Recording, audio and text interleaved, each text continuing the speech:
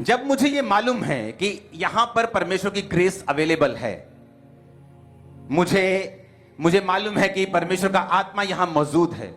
अगर वो उस बहन को छू सकता है, हां, वो मुझे भी छू सकता है। अगर वो उस एक्सीडेंट वाले रोगी को छू सकता है, वो मुझे भी छू सकता है। एक होता है कि चर्च में ग्रेस ही नहीं है ये वाली, तो आपको मालूम है कि ये वाला हमने कभी देखा ही नहीं है। लेकिन आपने कैंसर अगर देखा हील होते, इसका मतलब आपका भी हील हो सकता है।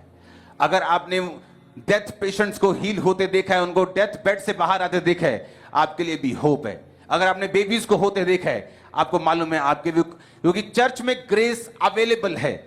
अगर अनुग्रह अवेलेबल है, आपको फिर यह ध्यान रखना है कि मुझे कैच कैसे करना है। यीशु मसीह के पास डिलीवरेंस अवेलेबल थी, लेकिन 3 चेले पतरस, याकूब और यूहन्ना उसको पूरी तरह से लागू कर पा रहे थे, और 9 चेले वो कंप्लीट तरह से नहीं कर पा रहे थे। वो बाकी 9 नहीं कर पा रहे थे। कारण परमेश्वर नहीं थे। कारण परमेश्वर नहीं थे। कारण था कि आप यीशु मसीह की बातों को कितना सीरियसली, कितना जल्दी और कितना कंप्लीटली अपने जीवन में लागू करते हैं। आप उसके वचन को कितने सीरियसली रीति के साथ अपनी जिंदगी में लेके आते हैं। कुछ लोग वचन को सुनते हैं, उनको आज मालूम होता है मुझे प्रेयर करनी है, वो सुनते हैं, फिर 2 महीने, 3 महीने, 6 महीने लग जाते हैं वचन को पूरा करते करते, वो उस तरह से फल पाते हैं। कोई बंदे को पता लगता है अच्छा मुझे टाइथ देना है, मुझे दशवांश देना है, मुझे बोना है, वो सोचता है नहीं नहीं ये तो पैसे का खेल है, मुझे इसमें नहीं पड़ना। उसे 6 महीने, साल लग जाता है बरकत पाते पाते।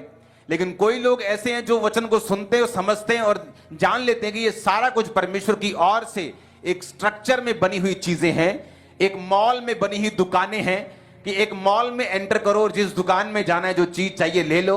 उसी तरह से परमेश्वर ने एक बाइबल का स्ट्रक्चर बना दिया कि जो चीज हमें चाहिए, बाइबल में घुसो, उस वचन को लो, उसे पूरा करो, और वो चीजें आपकी लाइफ में कंप्लीट होना शुरू हो जाएंगी। हालेलुया। अब छुटकारे के हफ्तों में जब परमेश्वर आपको वचन देता है, वो हमेशा आपको एक अलग सा वचन देता है। मैंने देखा है छुटकारे के जो हफ्ते होते हैं, उनका वचन जो होता है वो हमेशा आपको ऐसा होता है कि जस्ट अगर आपने कबूल किया, आपने उसके माना, आपने उससे लागू किया अपनी जिंदगी में, आप छुटकारे को पाते हैं। हालेलुया। मैंने अपनी लाइफ में नोटिस किया है, वो लोग जो जीवित चर्च के मेंबर हैं जल्दी छुटकारा पाते हैं अपनी लाइफ में, अपने फाइनेंस में, अपनी जिंदगी में, उन क्रिश्चियन से जो किसी भी जीवित चर्च का सेवकाई का हिस्सा नहीं है। बाइबल कहती, परमेश्वर ने कहा मैं अपने नाम के निमित्त तुझे छुड़ाऊंगा, मैं अपने नाम के कारण तुझे छुड़ाऊंगा। इसका मतलब क्या?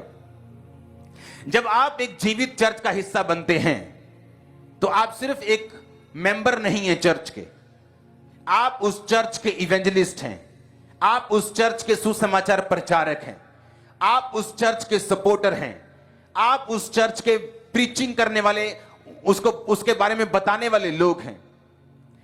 क्योंकि ये एक दर्शन है, ये मेरा दर्शन नहीं।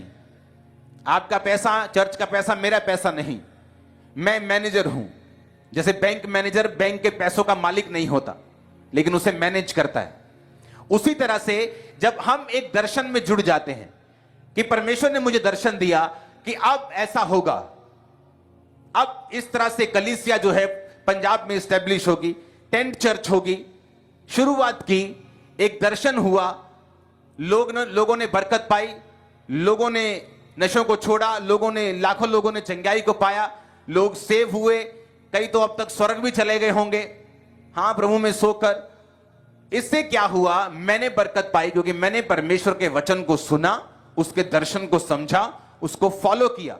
उससे मैं भी चंगा हुआ, मुझे बरकत भी मिली, मेरे पर्सनल बिजनेस को खुदावंद ने ब्लेस किया, मुझे अच्छा परिवार भी दिया, सब कुछ मेरे पास है। उसी तरह से आप लोग हैं। जब आप लोगों ने परमेश्वर के दर्शन को सुना, जब मैं आपको बोलता हूं कि परमेश्वर का विजन है, अब आने वाले समय में आपको बता सकता हूं, इतने लोग चर्च को ज्वाइन करने वाले हैं, आप हैरान हो जाएंगे चर्च की ग्रोथ को देख के आने वाले 3 महीनों में।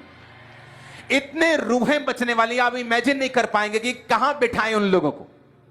हालेलुया। अब आपको ये दर्शन मालूम है। अब क्या होता है, जब एक विश्वासी को पता चलता है कि ये मेरा चर्च है। मैं आपको ऐसे विश्वासी दिखा सकता हूं जो सारे पास्टर्स को सुनते हैं लेकिन अपनी जिंदगी में कहीं नहीं पहुंचते, हमेशा कंफ्यूज रहते हैं, अपनी कॉलिंग को कभी नहीं पा पाते, अपनी बरकत को और मसे को कभी नहीं पा पाते। कभी वो इस मसे में होते हैं, कभी उसको कॉपी कर रहे होते हैं, कभी तीसरे को कॉपी कर रहे होते हैं, 7, 8, 10 हफ्तों में वापस अपने आप पे आ जाते हैं। लेकिन अगर आपको मालूम होता है जिस तरह बाप एक है, परमेश्वर एक है, मेंटर भी एक है, चर्च भी एक है। क्यों? क्योंकि जब आप उस चर्च का फिर हिस्सा बनते हैं, आप उस दर्शन को अपना दर्शन समझने लगते हैं। जब उस दर्शन को आप अपना दर्शन समझने लगते हैं, आप उसके लिए प्रेयर भी करते हैं, आप उसके लिए बोते भी हैं। क्योंकि जिस व्यक्ति को आप अपना मेंटर मानते हैं, आप अपना फादर मानते हैं, जिस चर्च के लिए आप प्रेयर करते हैं, जिस चर्च से आपने बरकत पाई है, आप उसी चर्च में बोते हैं। किस चर्च में आपको बोना चाहिए? जिस चर्च से आप स्पिरिचुअली बरकत को पाते हैं और वचनों को सुनते हैं। और जब आप उस दर्शन में शामिल हो जाते हैं, वो सेम डिलीवरेंस जो आपके स्पिरिचुअल फादर मेंटर ने पाई, वो आपकी लाइफ में एंटर होना शुरू हो जाती है। क्योंकि परमेश्वर ने कहा, मैं अपने नाम के निमित्त तुझे छुड़ाऊंगा।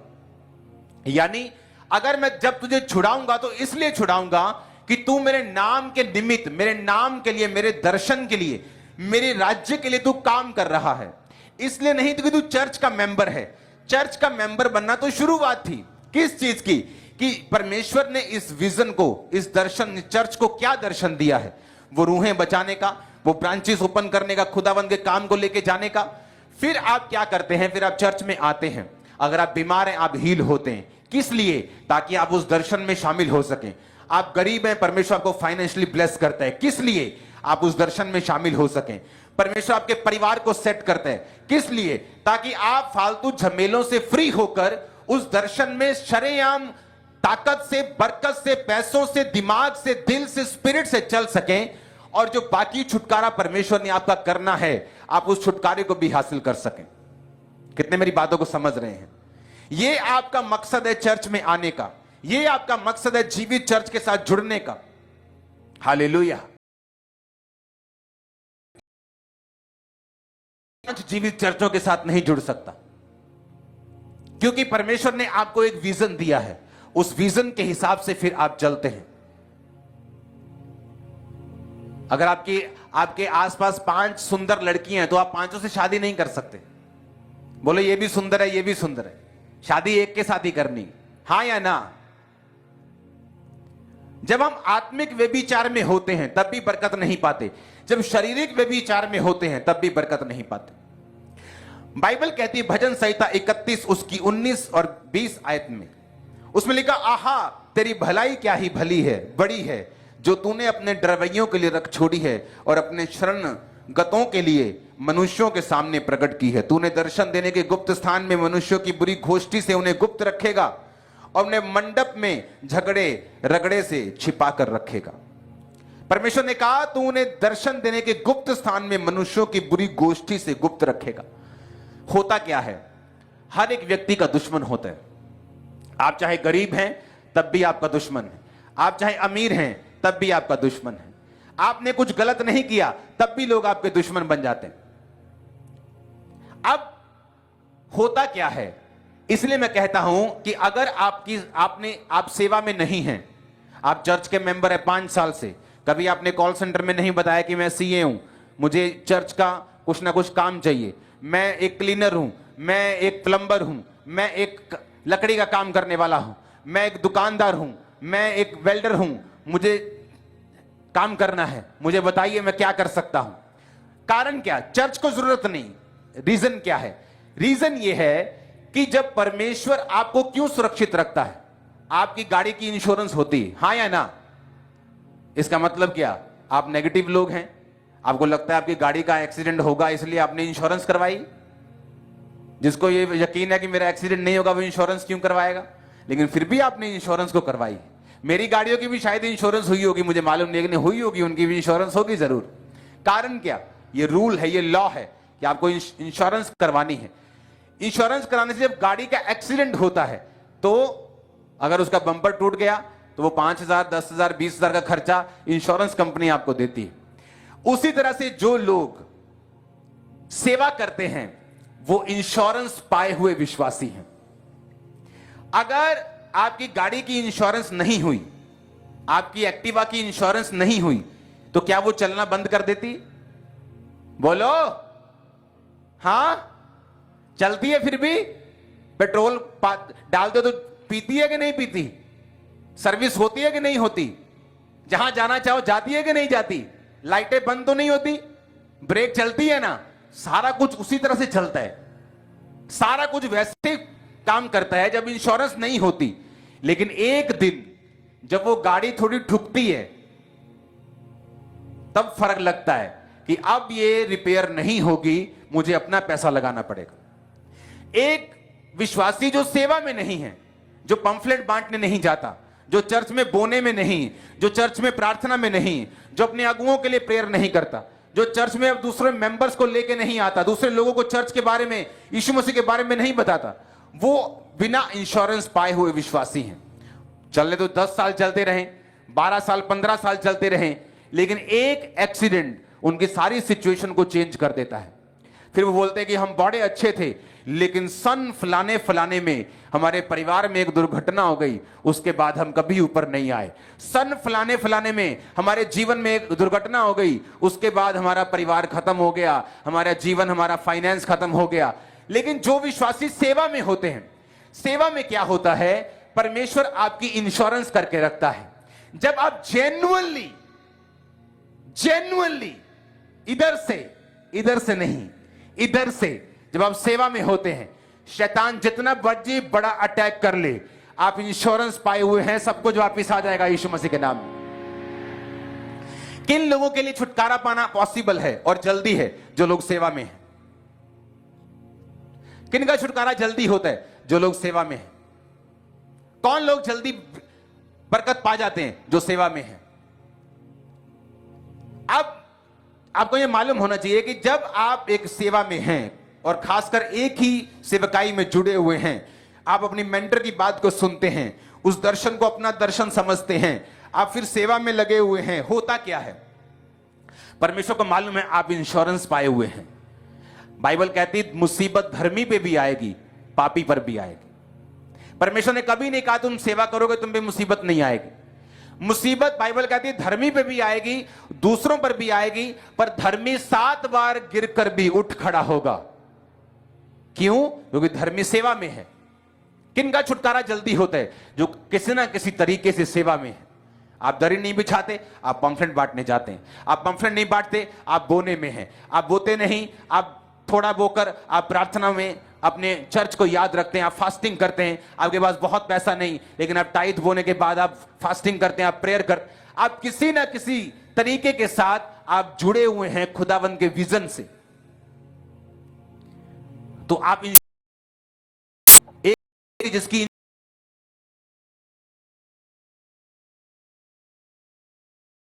12 साल चले, 15 साल चले, लेकिन वो एक दिन उसकी लाइफ को बदल के रख देता है। इसीलिए आपने बहुत सी मुसीबतें देखी होंगी विश्वासी लोगों पे आती हुई, पास्टर्स पे आती हुई, लेकिन आप फिर देखते पास्टर्स उठ खड़े होते हैं, फिर देखते फिर से वो बन गए, फिर से और स्ट्रांग हो गए और दृढ़ हो गए। क्योंकि ये बाइबल का वचन है, अगर आप सेवकाई में हैं, आप इंश्योरेंस पाए हुए हैं। इसमें क्यों कहा परमेश्वर ने? तू अपने दर्शन देने के गुप्त स्थान में मनुष्यों की बुरी गोष्ठी से उन्हें गुप्त रखेगा। ये कहां है गुप्त स्थान? किस गुप्त स्थान की परमेश्वर बात कर रहा है? बाइबल बताती है जो परमेश्वर के छाए हुए स्थान में यशब बैठा रहे। यशब मतलब बैठा रहे, इसका मतलब है अपनी कुर्सी को पकड़ा रहे। विश्वासी की कुर्सी, पास्टर की कुर्सी, वॉलंटियर की कुर्सी, खुदा ने कोई काम दिया, उस काम को कहते हैं बैठे रहना। एक विश्वासी की जगह के ऊपर, ये नहीं बीमारी आ गई तो बाबाओं के पास चले गए, बीमारी 2 महीने ठीक नहीं हुई तो कहीं और मत्था टेकने चले गए कि ठीक हो जाएगी। वो विश्वासियों की परमेश्वर बात है जो बैठा रहेगा, जो हिलेगा नहीं, जो अपने स्थान को छोड़ेगा नहीं। परमेश्वर कहता है कि मैं उनको इंसानों की बुरी गोष्ठी से, गोष्ठी मतलब जो राजाओं के खिलाफ करते थे, उनको राज्य उनको मारने के लिए, ताकि इनका राज्य छीन लिया जाए। परमेश्वर कहता है तुम्हारे दुश्मनों की बुरी चालों से मैं तुम्हें बचा के रखूंगा, अगर तुम सेवा में हो तो। क्योंकि सेवा यानी गुप्त स्थान। कौन सा गुप्त स्थान है? कौन सा स्थान ऐसा है जिस स्थान जो बड़ा मिस्टीरियस है, जो समझ नहीं आता, जो व्यक्ति जेन्युइनली सेवा में है वो सीक्रेट प्लेस में है। आपको डिस्ट्रॉय करना मुश्किल नहीं, इम्पॉसिबल है। यीशु के नाम में इम्पॉसिबल। मैं कह रहा हूं मुश्किल नहीं आपको खत्म करना, डिस्ट्रॉय करना। मैं कह रहा हूं इम्पॉसिबल है। क्यों? क्योंकि आप वहां नहीं रहते जहां आप दिख रहे हैं। आप खुदावन के सीक्रेट प्लेस के अंदर है, जहां लोगों को दिखता है तुम खामरा में रहते हो, पर उनको यह नहीं मालूम हम खामरा में नहीं रहते, हम कहीं और रहते। आप अपने गांव से नहीं आए हो, आप कहीं और से आए हो। क्योंकि परमेश्वर ने कहा मैं उस गुप्त स्थान में तुझे बैठाऊंगा और बुरी गोष्ठी से, चालों से, कॉन्स्पिरेंसीज, साजिशें, प्लानिंग्स, प्लॉटिंग्स, मैं तुम्हें बचा के रखूंगा। हालेलुया। उसने कहा वो अपने मंडप में उन्हें रगड़े झगड़े से बचा के रखे। कौन सा मंडप? अपनी प्रेजेंस में। कौन से विश्वासी? जो प्रार्थना में रहते हैं। 19 में लिखा तेरी भलाई क्या ही बढ़ी है जो अपने डरवैयों के लिए, जो डरते हैं खुदा से, जो पाप करने से डरते हैं, चोरी करने से डरते हैं। आज आपके पास कोई किराए का घर है, उसका मकान मालिक मर गया, उसके बच्चे घर वापस लेना चाहते हैं, आप देना नहीं चाहते क्योंकि आप खुदा से डरते नहीं। जिस तरह आपने कब्जा किया है, आपकी चीजों पर भी कब्जा कर लिया जाएगा। जिस तरह आपने लोगों के साथ किया है, उसी तरह आपके साथ किया जाएगा। जिस तरह आपने पैसा चुराया है, आपकी लाइफ से भी कोई चीजें चुराई जाएंगी जिन्हें आप रोक नहीं पाएंगे। इसीलिए लोगों का छुटकारा नहीं होता। उसने कहा तूने अपने शरणागतों के लिए मनुष्यों के सामने प्रकट की हैं क्या? भलाई को। जो खुदावन के शरणागत हैं, जो खुदावन की शरण में आ चुके हैं, जो खुदावन से कहते प्रभु तेरा विजन मेरा विजन, तेरा काम मेरा काम है। परमेश्वर कहता है जो ऐसे लोग हैं, मैं अपनी भलाई को जो उनकी जिंदगी में करूंगा, मनुष्यों के सामने प्रकट करूंगा, तुम्हारे रिश्तेदारों के सामने प्रकट करूंगा, तुम्हारे मोहल्ले के सामने प्रकट करूंगा, तुम्हारे दोस्तों के सामने प्रकट करूंगा। Hallelujah, hallelujah. मेरे एक दोस्त से मेरी बात हो रही थी बहुत सालों के बाद, मेरा कॉलेज फ्रेंड है। जब मैंने देखा वो कनाडा से अभी कनाडा चला गया थोड़े साल पहले, क्योंकि जब मैं कॉलेज में गया मैं सिर्फ 14 साल का था। 14 साल का था जब मैं कॉलेज चला गया था। मुझे पेपर नहीं देने दे रहे थे 8वीं 10वीं वाले, बोलते थे तू छोटा बहुत है, लेकिन मेरा माइंड वो तेज था, मैं क्लासेस जंप कर करके आगे चला गया था, तो वो पेपर नहीं देने दे रहे। तो 14 साल की उम्र में, इमेजिन करो 14 साल, तो जब मैं कॉलेज में गया तो लोग मुझे छेड़ते थे कि क्या दूध पीना है, क्या पीना है, मतलब छेड़ते थे, रैगिंग करते थे मेरी।